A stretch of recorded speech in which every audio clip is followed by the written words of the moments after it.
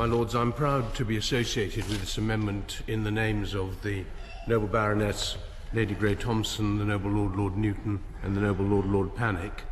It's an amendment that is of the greatest importance and one that many people outside this House are following with exceptional interest. It's important to remind the House that the mandatory gateway will only apply to those elements of social welfare law that are still in scope, including, of course, for the moment, welfare benefits, because of a decision the House took last week on the Noble Baroness Lady Ducey's amendment. That's a pretty statement of the obvious, because those areas of social welfare law which the government intends to take out of scope will be quite irrelevant for these purposes. There's no possibility of legal aid as far as they are concerned.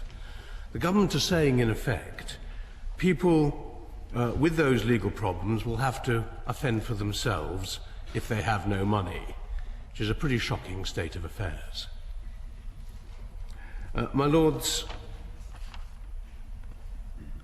we've had powerful debate, a short debate but powerful debate in this House today.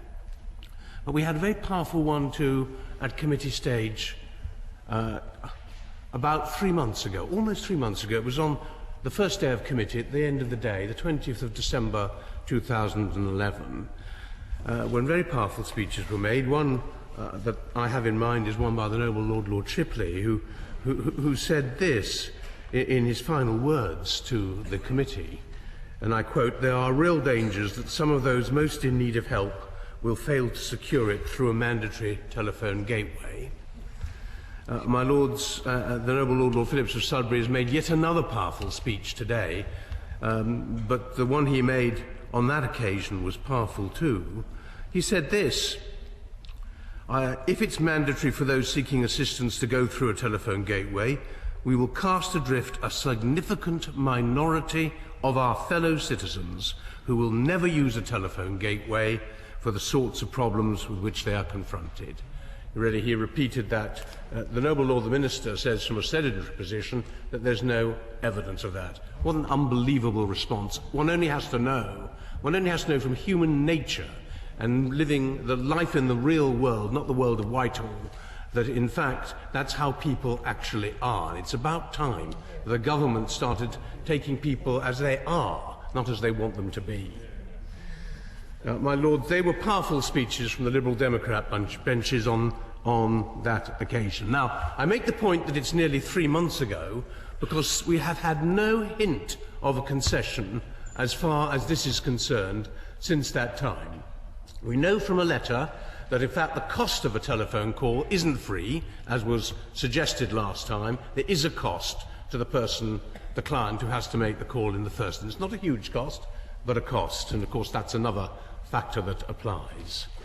My Lords, I would argue it's simply common sense that to have a mandatory gateway for all clients seeking to receive legal advice is absolutely inflexible and will almost certainly lead to a number of people who should clearly be helped receiving no help at all. It will lead to injustice after injustice. Both the Bolton CAB, which is the large CAB which covers all these fields and has a legal aid contract at the present time, run an advice surgery from time to time. Yesterday, they tried an experiment, which I just want to very briefly tell the House about. Every person who came in, every client who came in to see them and told their tale, had their tale told in general terms by way of a tweet. In other words, on the Twitter, whatever the expression is, my Lords, by way of tweet. So one could read each one of these cases in general terms, of course, during the course of the morning and afternoon while this surgery lasted. And one could see from reading these how the world of a busy CAB or law centre or advice centre actually worked in practice. There were 126 clients who sought advice, legal advice, on social welfare issues, and they covered practically everything you could think of. Now, I have no doubt, my lords, that some of those clients might have been well able to make a telephone call and start proceedings in that particular way. Of course, some of them could, and I am an absolutely undisguised fan of telephone advice when it's appropriate. But is the government really saying, as I suspect they are, that all 126 of those clients would have been able to do this? Are they saying it's not highly advantageous to have face-to-face contact in some cases? And are they really saying that someone who turned up to a CAB should be, as will happen unless this amendment is passed, as will happen, should be turned away from the CAB and told to call a hotline? My lords, can you think of a more bureaucratic, more fussy, less efficient and less reflective a system, and one that's less reflective of the way people actually live their daily lives? I would argue it's an absurd proposition, which is un-British in this sense. It's one size fits all. It's too dirigist and too inflexible an approach. My lord, sometimes governments just get things completely wrong, and Parliament has some sort of duty to say so. It actually helps government in the long run if they don't charge off in the wrong directions. My lords, a short story. I remember when I was a minister sitting where the noble minister is at the same department, putting forward some foolish, to put it mildly, proposition.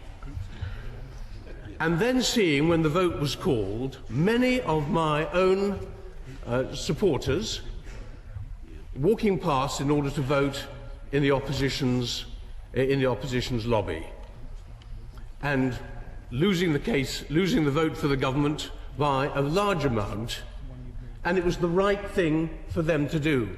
Actually, there were so many of them that none of them could be picked out and dealt with later. So there is an advantage in numbers sometimes. And they needn't even be afraid on this occasion of the noble lord, the Deputy Chief Whip of the House. Frankly, I would argue, this is one of those incidents, one of those cases today. If the government had defeated it on this issue, and if I may say so, the Liberal Democrats could just bring themselves, for once, to vote against the government, the world wouldn't stop, the government wouldn't fall, but an enormous mistake might be averted, and Parliament would have done the right thing. Yeah.